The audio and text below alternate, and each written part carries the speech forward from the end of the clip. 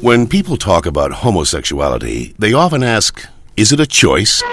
I heard it is. Hello, what's your name? Christian. Well, Christian, let's see what the latest science has to say. Oh, that.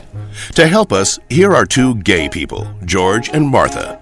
Before we can answer, is it a choice, we must first determine what it means to be gay. How do you know you're a homosexual?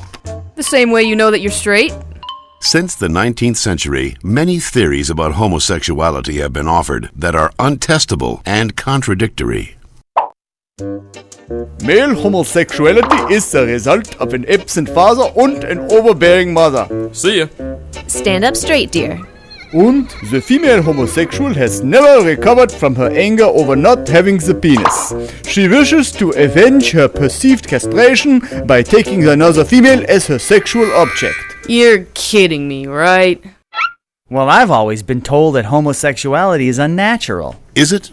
In fact, homosexual relations are common in nature, including zebras, baboons, dolphins, sheep, buffalo, ducks, foxes, elephants, horses, gorillas, moose, house cats, pigs, mice, rabbits, swans, and lions, to name a few. Well, okay, but we're not animals. Human beings have free will. You don't just decide who to love. Settle down there, Martha. Christian does have a point, but let's take a look at the most recent scientific evidence.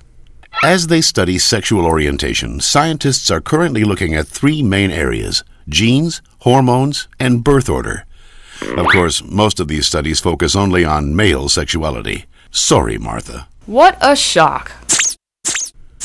Let's first look at studies of identical twins. Hi. When one identical twin is a gay man, the other twin is gay up to 70% of the time, far higher than would occur if genes played no role. In fact, these studies show that genes play a greater role in determining sexual orientation than they do in whether or not you're right or left-handed. And we don't punish the left-handed. Well, not anymore. Let's get it! Scientists have recently noticed a striking statistical phenomenon. Studies show that having older brothers increases the odds of a boy being homosexual. Moms always baby the youngest, making them gay. No, that's not it. When a woman is pregnant with a boy, scientists are realizing that her female body often sees the male fetus as a foreign object and begins to produce antibodies against it.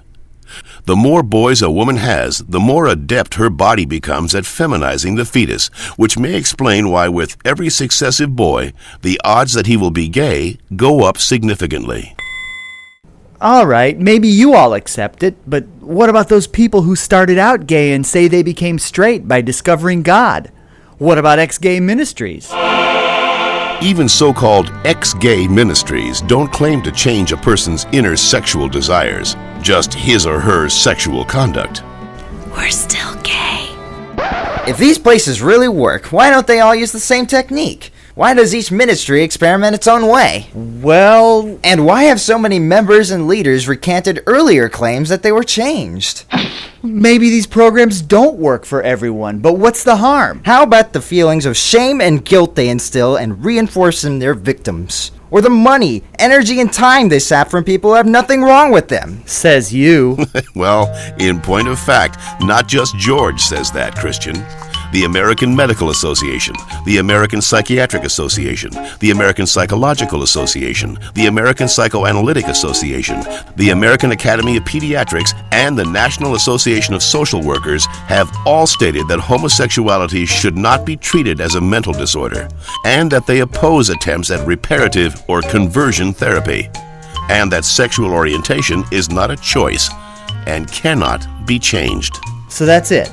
I'm supposed to believe that it's not a choice just because all those doctors and scientists say so? Or you could just ask us. I do know this one girl named Heather who goes back and forth, but she's Shut up.